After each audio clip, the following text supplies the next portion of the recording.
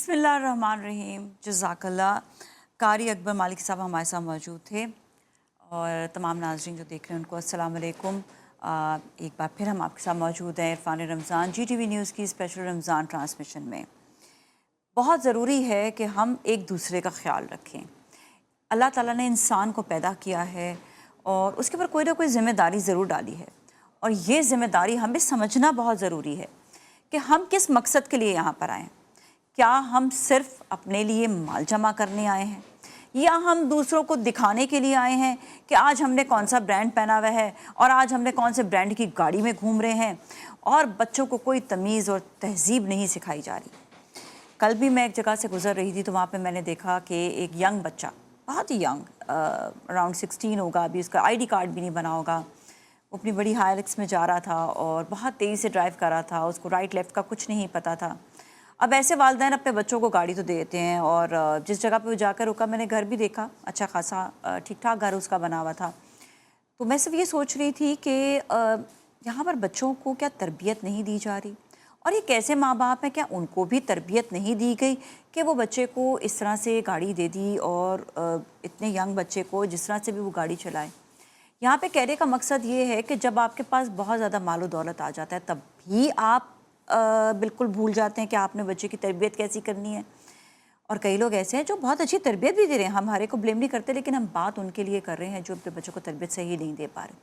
और दूसरा वो लोग भी जिनके पास अल्लाह ने इतना कुछ नहीं दिया लेकिन अल्लाह ताला आगे उम्मीद ज़रूर उनके लिए रखते हैं कि आगे तुम्हें ज़रूर बहुत कुछ मिलेगा।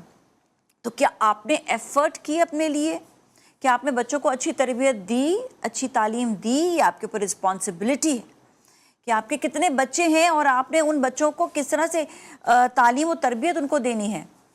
जो हम अभी देख रहे होते हैं कि इस वक्त जो पूरी दुनिया में मसाइल हैं लेकिन पाकिस्तान में ज़रा ज़्यादा मसाइल हैं, उसमें ये भी है कि हम अपनी रिस्पॉन्सिबिलिटीज़ पूरी नहीं कर पा रहे हैं।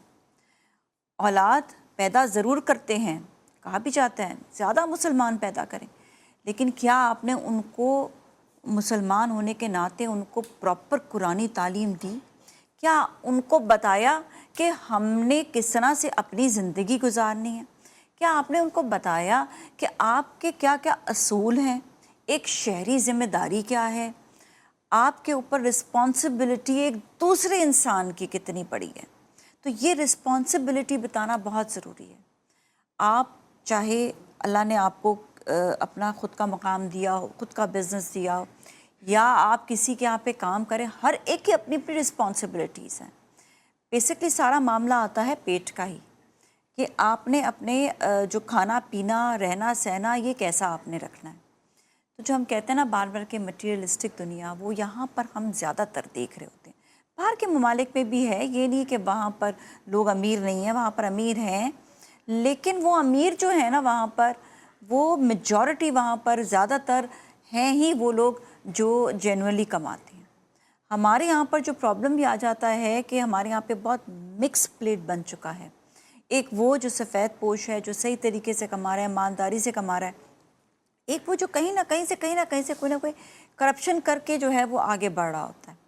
तो हमें सबसे पहले तो ईमानदारी से इस करप्शन के ख़िलाफ़ जो है ना बहुत ज़्यादा आवाज़ उठानी चाहिए और उसको बुरा मनाना चाहिए, क्योंकि कोई भी चीज़ बुरी है उसको बुरा ज़रूर उसको कहो, उसको अच्छा नहीं कहो। अगर आपने उसको अच्छा कहा तो आप गुनाह के ज़ुमरे में आ जाएंगे और आप बुरे और अच्छे की पहचान ही छोड़ देंगे। और यही तालीम आपने अपने बच्चों को दी है, तो ये तालीम अपने बच्चों को नहीं दें, सही राइट एंड रॉन्ग की तमीज़ ज़रूर उनको सिखाएं।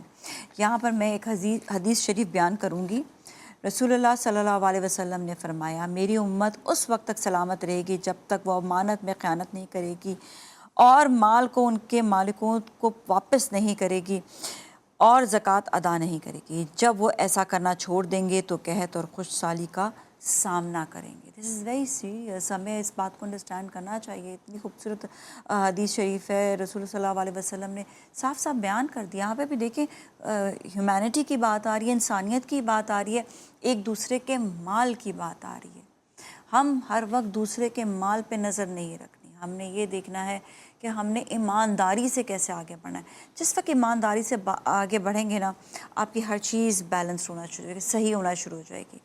जहाँ पर हम कहीं पे भी कोई एक इदारा भी कहीं पर भी आकर गड़बड़ करेगा ना, वहाँ पे प्रॉब्लम क्रिएट होगी। अच्छा, यहाँ पर हम सारी आवाम को ये ज़रूर कहते हैं कि आप लोग बहुत से लोग हैं जो पढ़े लिखे, स्पेशली हम यंगस्टर से बात ज़रूर कहते हैं, आज आपको ज़रूर मौका मिल रहा है कि अपने लिए उसको एजुकेशन के एक हिस्से को लेकर आपको कोई सहूलत नहीं मिल रही है, आप उसके ख़िलाफ़ पिटिशन आप दायर कर सकते हैं।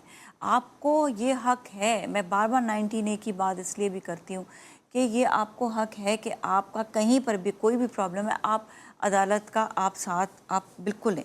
अगर नहीं होता, मैंने पहले भी तरीका बताया हुआ है कि उसके बाद फिर स्टेप बाय स्टेप चीज़ें आती हैं कि आपको अपनी आवाज़ रेज़ करनी पड़ती है, बस सबसे पहले अदालत का दरवाज़ा ज़रूर खटखटाएँ।